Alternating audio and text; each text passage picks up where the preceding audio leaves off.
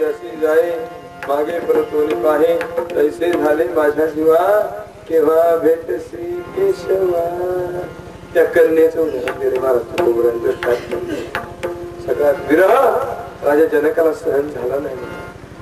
जनक राजाने रामप्रभूंना सांगितले की रामा, अरे ही माझी मुलगी फार नाजूक आहे, फार जीवापाड, मी तिला सांभाळेल, तिला त्रास होऊ देऊ नको. तिला जर काही त्रास झाला आणि तुला जर काही वाटलं तर तू मला तक्रार सांग, पण माझ्या सीतेला त्रास देऊ नको.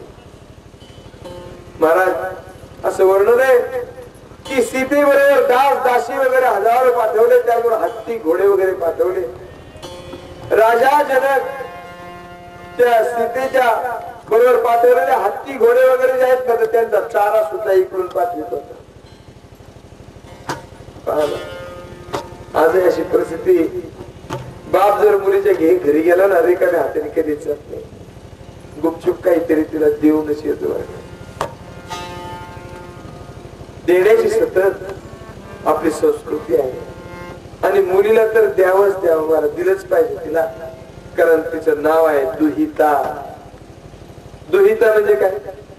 दुहिता याचा अर्थ गायीची धार काढण्याला काय म्हणतात? दुहिता. जी गायीची धार काढते, जी सतत माहेरी आली का गायीची धार करीत असते, दूध घेत असते सतत हक्काने, आणि तिला कुणी नाही म्हणू शकत नाही. तसं महाराज त्या सीतेवर जनकाचं अत्यंत प्रेम होतं. महाराज परंपरा अशी आहे, आजही त्या मिथिलेमध्ये लोक रामायणाचा जर पाठ करायला लागले तर तो रामायणाचा पाठ कुठपर्यंत करतात? फक्त सीता स्वयंवरापर्यंतच करतात, पुढचा करत नाही, पुढचा करत नाही. विचारलं त्याला, आप आगे का रामायण क्यों नहीं पढ़ते? आगे रामायण हुआ नहीं क्या? ते म्हणतात, हम आगे का रामायण क्यों पढ़े, हम क्यों पाठ करें? अरे ये अयोध्यावासी बड़े कठोर है, हमारी किशोरी जी इतनी कोमल है, उसको वनवास भेज दिया उन्होंने, हम नहीं पढ़ेंगे आगे. याला काय म्हणतात? त्याला श्रद्धा म्हणतात, याला प्रेम म्हणतात.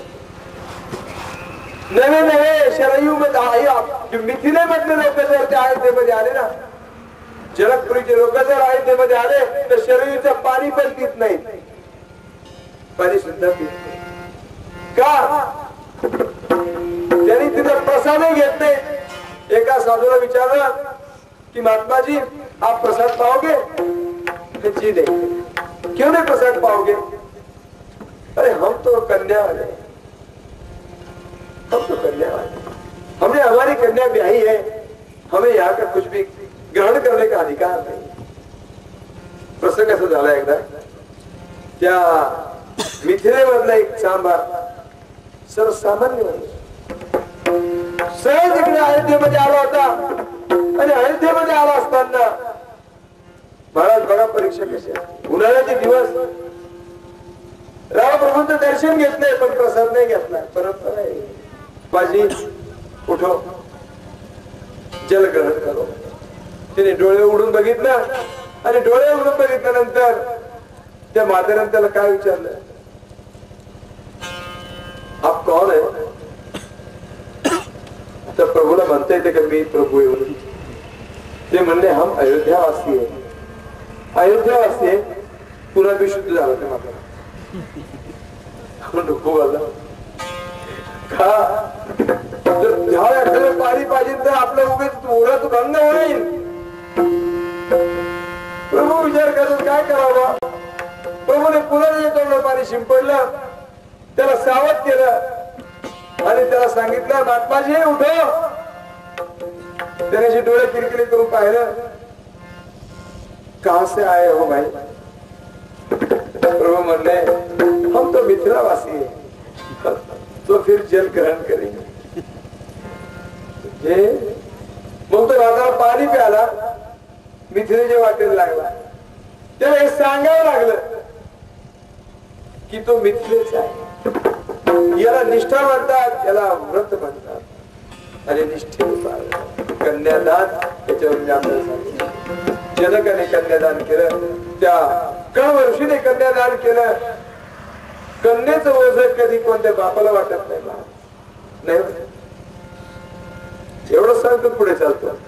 स्वामी रामानंद तीर्थयात्रा करत होते, हिमालयामध्ये चालले होते आणि हिमालयामध्ये चालले असताना एक वयोवृद्ध म्हातारा, त्याची मुलगी एक 10-12 वर्षाची मुलगी होती, तिला घेऊन बद्रीनाथकडे चालले होते. रामानंद तीर्थांनी पाहिलं म्हातारा घामाघूम झाला, दम लागलेला आहे.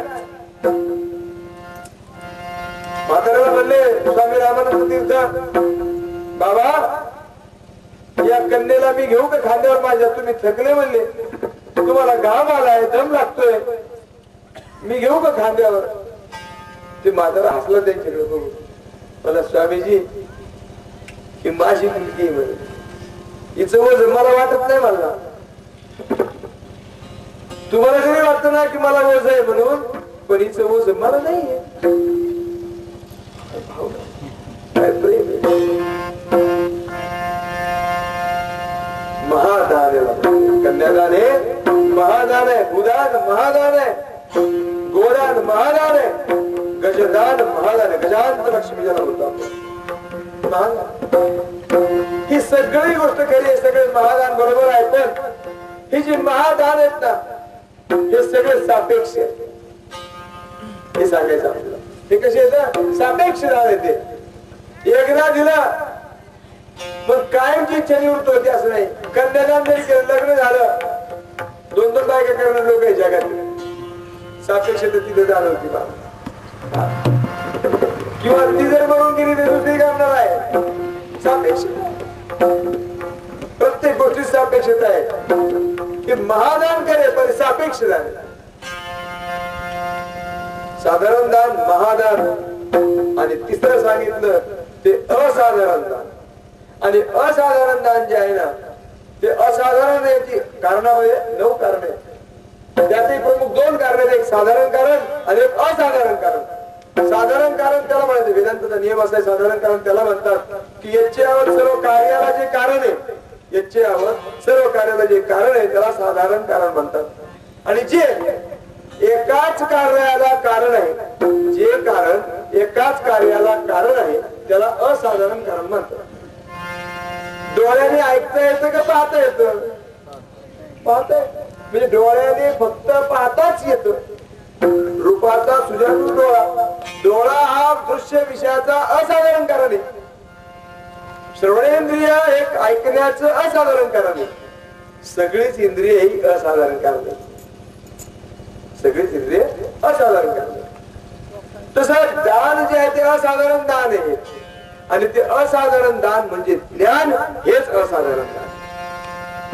अज्ञान कशाने जाईल? दुसरं कशाने जाईल? दुसरं कशानेच जात नाही अज्ञान.